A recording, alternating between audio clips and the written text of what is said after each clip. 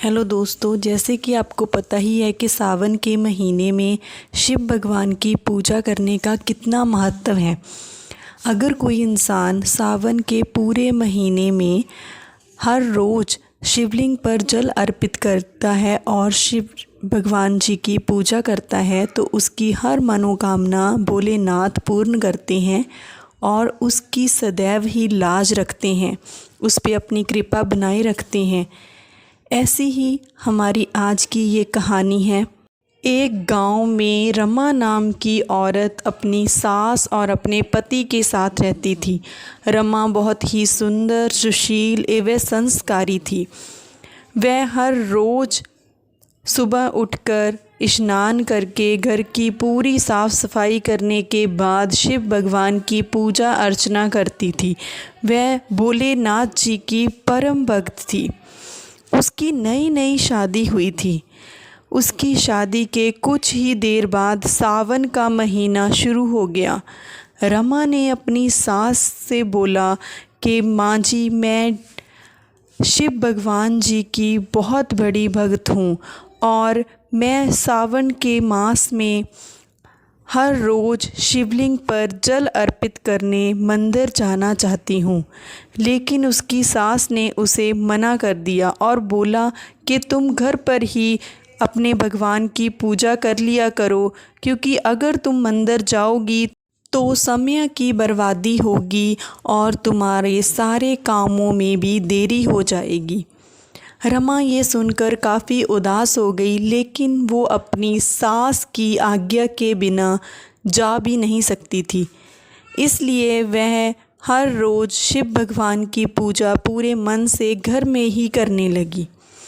एक दिन रमा पानी लेने के लिए कुएं पे गई तो उसने देखा कि दो लड़कियां भगवान शिव जी के मंदिर में जा रही थी और वो उन लड़कियों के पास आई और उदासी भरे मन से उन्हें कहने लगी कि मैं भी हर रोज़ मंदिर जाकर शिवलिंग पे जल अर्पित करना चाहती हूँ, लेकिन मेरी सास मुझे जाने नहीं देती।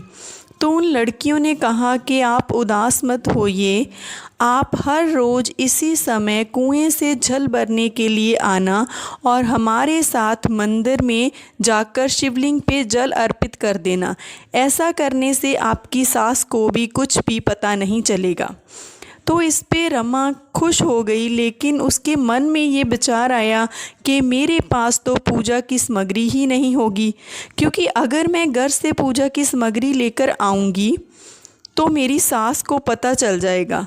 इस पर उन लड़कियों ने कहा कि हमारे पास जो पूजा की सामग्री है आप इसी में से पूजा कर लेना और शिवलिंग पे अर्पित भी कर देना। ऐसे ही चलता रहा और पूरा सावन का महीना ऐसे ही बीत गया। सावन के महीने के आखिरी दिन रमा ने सोचा कि पूरा महीने तो मैं इन लड़कियों की सामग्री से ही पूजा करती आई हूँ, लेकिन आज मुझे कुछ ना कुछ तो अर्पित करना ही होगा। ऐसा सोचते ही उसने अपनी सोने की नथ निकाली और शिवलिंग पे अर्पित कर दी। अब उसके मन में बहुत ज़्यादा डर था कि घर जाते ही उसकी सास नथ के बारे में उसे पूछेगी। ऐसा ही हुआ। जैसे ही वो घर पहुंची तो उसकी सास ने उसे पूछा कि उसकी नथ कहाँ है। इस पे रमा ने बोला कि माँ जी, मुझे लगता है कि मेरी नथ कहीं गिर गई है या फिर खो गई है, क्योंकि मुझे इसके बारे में पता नहीं है। तो उसकी सास ने बोला कि आज तुम कहाँ कहाँ गई थी, हम उन सब जगह पर जाकर तुम्हारी नथ को ढूंढते हैं। तो रमा के बताने के अनुसार वो पानी लाने और उपले बनाने गई थी।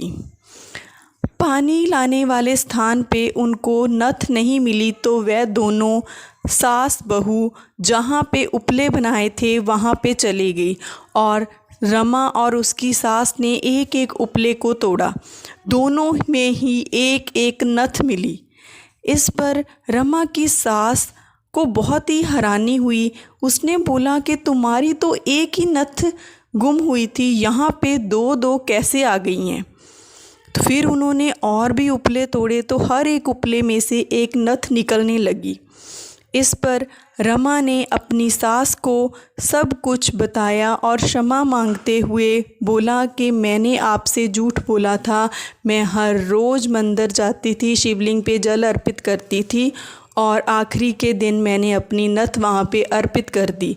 और ये जो आज हमें नथ मिल रही हैं, ये मेरे शिव भगवान जी का चमत्कार है, उन्होंने मेरी लाज रख ली है। सो दोस्तों, आप भी अगर सावन के मास में हर रोज़ शिवलिंग पे जल अर्पित करोगे तो आपकी हर एक इच्छा पूर्ण होगी। जय भोलेनाथ। दोस्तों, मेरी कहानी अगर आपको अच्छी लगी हो तो मेरे चैनल को सब्सक्राइब करना। मैं आपके लिए ऐसी ही कहानियाँ लाती रहूँगी। धन्यवाद।